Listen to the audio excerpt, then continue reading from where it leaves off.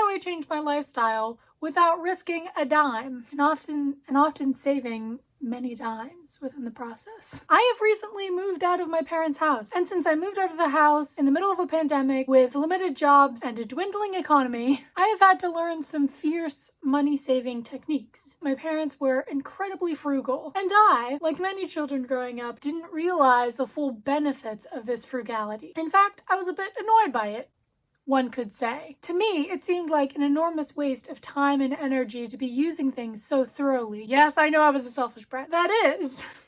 Until I had to move out and buy groceries for myself. And I realized, as I was spending the better part of my evening scraping out the weird ridges inside an applesauce container that I had turned into my mother, which is not a bad thing to turn into because she's lovely and I love her, and yes. Also, side rant, why do they make the containers like that? I agree with you, Mom. It is stupid. I am sorry for making fun of you. I'm supposedly paying for 100% of the applesauce, yet I can only have access to 80% of the applesauce because the rest is stuck in ridges. I'm calm. I also had a father that believed in incredibly good deals and wouldn't pay full price for anything. I more or less got used to frugal living. This frugal shopping done by my parents also did not stop me from being unhealthy because, as we all know, if you're determined to do something, you will absolutely find a way to do it, and I did, which included buying very unhealthy but also very cheap chicken nuggets and having a plate of them every day along with a bunch of bowls of ramen noodles. Why did I eat like that in my teens? But this did mean that, seemingly against all odds, I developed some pretty unhealthy habits, which only was exacerbated when I got to college. Just these buffets of food are thrusted in your lap and you're like expected to eat salad. And if you're within my generation, the weird pocket between Gen Z and Millennial, you'll know that Google is a wonderful tool, but also brings you to the weirdest people on earth. So if you just Google how to be healthy, you're directed to a bunch of fitness gurus who, one, have been doing this for years, or two, are beauty gurus who just are selling some weird weight loss fad to gain subscribers, followers, money. Their suggestions to go vegan, go keto, be obsessed with your BMI and the weight for the rest of your life. It seems so time consuming and entirely too accessible for the average person. Not to mention working out seems like an absolute hassle.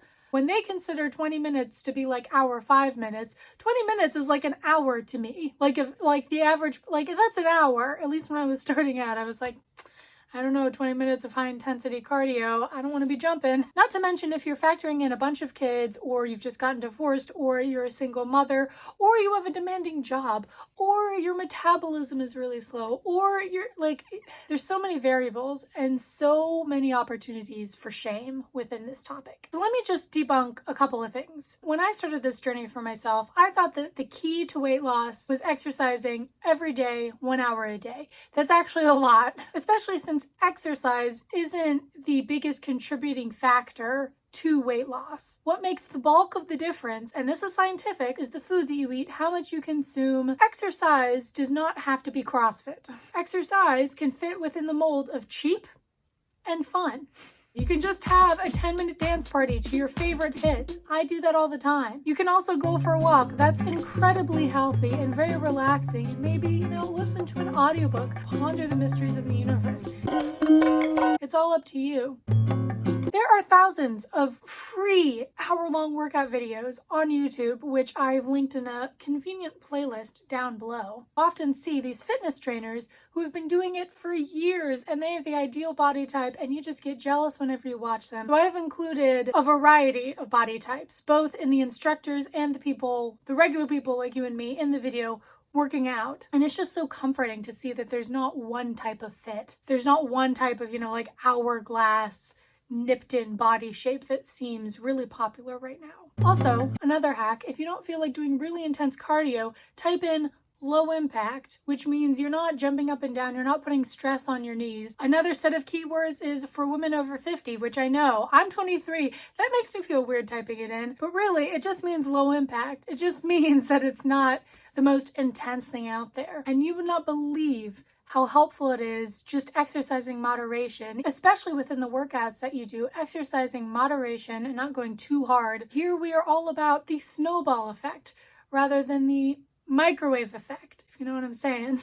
when you're starting out any new habit, it's a really good idea to make it manageable, to make it something that you can definitely do, which is why I would highly suggest Bailey Brown's Pilates workouts. And what I love about those workouts is that you can't really make excuses for it. You know, everyone has 5 minutes. I spend 20 minutes in bed every morning scrolling through Instagram, so I can easily just sacrifice one of those 5-minute time slots for Pilates. And if you do that every day, that stuff adds up. Whenever people say, well, if you buy a latte every day, that money adds up, so just cut out lattes. The same thing is indicative of healthy habits. Those healthy, tiny little increments add up to huge moves in the future. Let's tackle another common obstacle, which is food. Whenever you Google diets or what you should eat in a day, people include these really expensive vegan or like off-brand foods, which, you know, isn't accessible to the average person with an average or low income. I venture to give you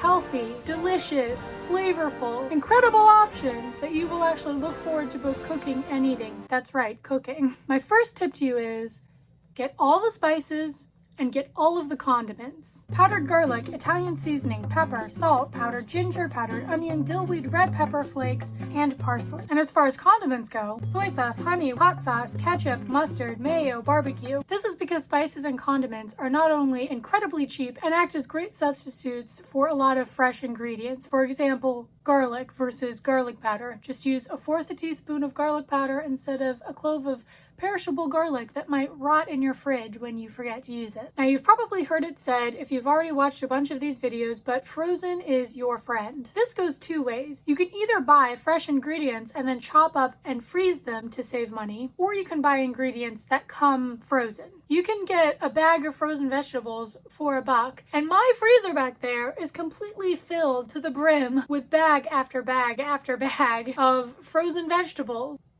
It's great. And believe it or not, the same thing goes with fruit. You can buy a bag of apples or oranges or bananas and then just chop them up and put them in the freezer and then pull them out whenever you want to blend them for a smoothie.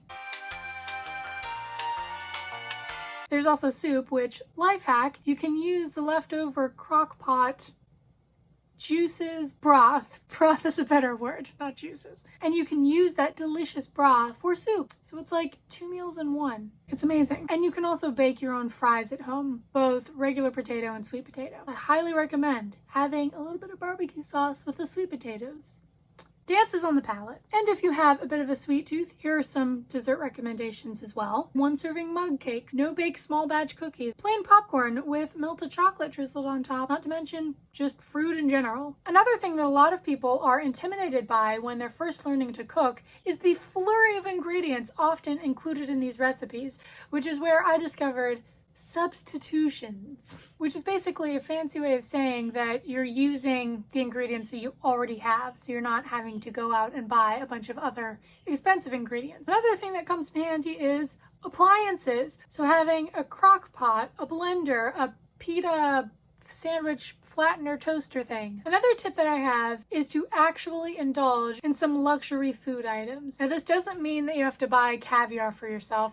A luxury food item basically just means a little bit of dessert or something that you don't always have. Whipped cream, a piece of pie from your favorite diner. And this is how you will regain your sanity when you cut out a lot of the junk food that you've probably been eating. The easiest way to resist junk food is to not have it in your house. And this tip of moderation is all about enjoying those luxury foods occasionally. Quality over quantity. So instead of just going to Walmart and getting a family-sized bag of candy, which can be tempting, so I will invest an entire afternoon in making these delicious cinnamon rolls that are worth every single penny and every single second of your time. I am getting very passionate. I haven't had lunch yet. Or alternatively, I can go to a bakery or preferably a small business in this economy and invest in a really delicious piece of cake that I've been daydreaming about for a long time. With a little bit of creativity, you can accomplish a lot. And hopefully with some of these techniques that we discuss, it can help you even a little bit.